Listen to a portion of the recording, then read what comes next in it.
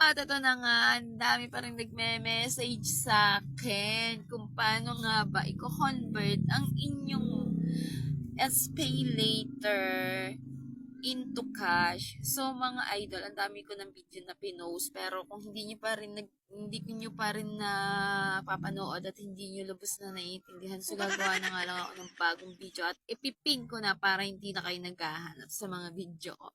So, once again, this is me, your Ate Jan, ang inyong Ate Janet Lingarang Vlogger, ang inyong ate sa utangan.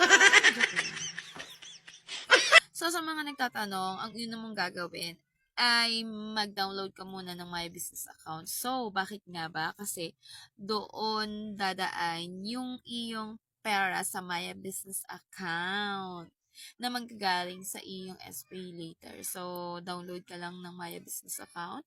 Kapag nakagawa ka na ng iyong account doon, at pwede na siyang pasukan ng pera. Pero pwede mo naman siyang itry kung pwede na siyang pasukan ng pera. Punta ka lang sa iyong orange basket.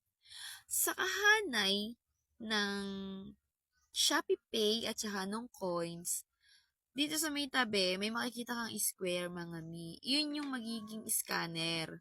So, ayun yung gagamitin mong pang-scan. Tapos, punta ka naman dun sa, sa iyong Maya Business Account. So, dapat dalawa yung cellphone mo ha. Isang Maya Business Account dun sa isa, tapos isang orange basket. So, ngayon, pag napindot mo na yung scan, edi punta ka naman sa iyong Maya Business Account.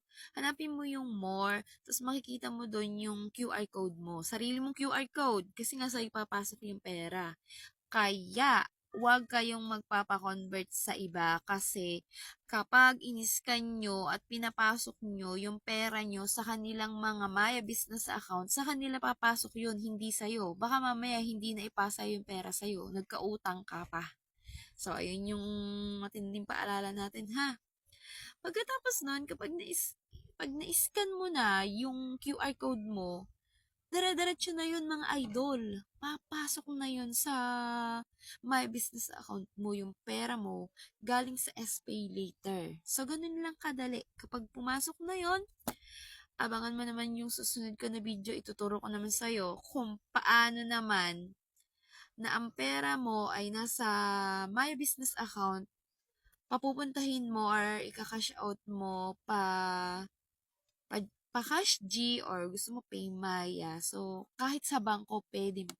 So,